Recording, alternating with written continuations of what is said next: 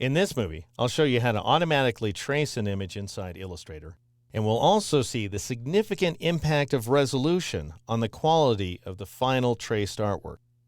And by the way, what I'm about to show you works just the same whether you embedded the image using the open command or you're linking to the image via the place command.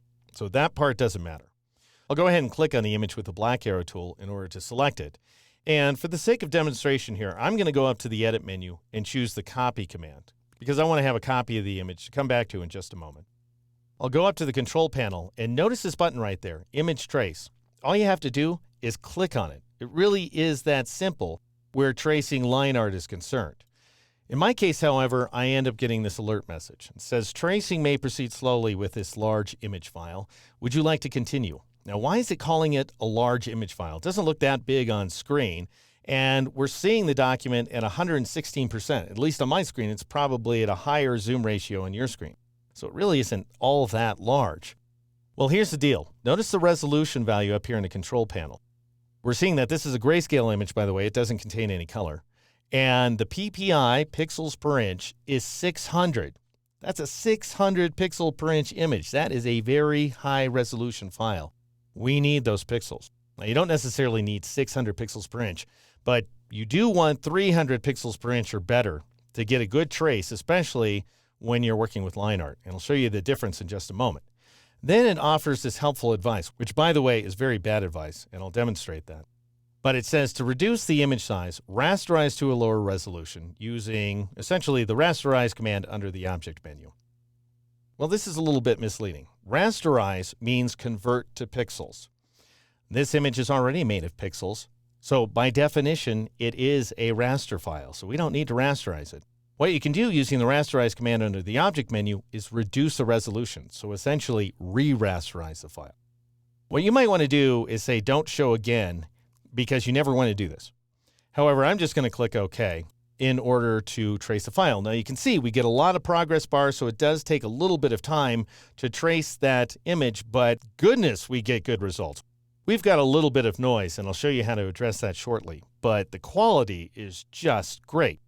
Now compare that to what would happen if we followed Illustrator's advice, and I really want you to see the difference here so that you have a sense of what kind of difference resolution makes when you're tracing an imported image. So I'm going to go up to the Edit menu and choose Paste in Front in order to paste that image in front of itself. So here's the original image once again, and we can see the trace version of the image in the background. I'll go ahead and press Control-Z or Command-Z on a Mac to undo that move. Then, following Illustrator's advice once again, I'll go up to the Object menu and I'll choose the Rasterize command. By default, the color model is CMYK. We don't need that. This is a grayscale image, so we don't need to add a bunch of color to the file. That will just make the final document size much more massive, and that'll actually slow down the tracing process as well. So I'm going to select grayscale. And then resolution, high would be 300 ppi. Well, let's go ahead and make things as effortless as possible for Illustrator by reducing the resolution to screen, which is 72 ppi. And there was a day where Adobe used to officially recommend that this is the way you work. Now, we don't need to worry about the other options, so I'll just go ahead and click OK in order to reduce the number of pixels, or what's known as downsample that image. And you can see that it's looking a lot more choppy if I zoom in here. I'll go up to this Image Trace button, and I'll just go ahead and click on it. This time we don't get the warning, we don't get any progress bars, we get a trace lickety-split. Problem is, it doesn't look nearly as good as the one we saw a moment ago. So just for the sake of demonstration, I'm going to go ahead and zoom in here so that we can see the half a head of the insect and the wings and so forth. I'll go ahead and twirl open this tiny little layer here inside the Layers panel. And so I've got an image tracing on top. I'll go ahead and rename that guy 72 ppi. And then an image tracing on bottom, I'll go ahead and rename this one 600 ppi. And now I'll turn off 72 ppi so you can see the difference.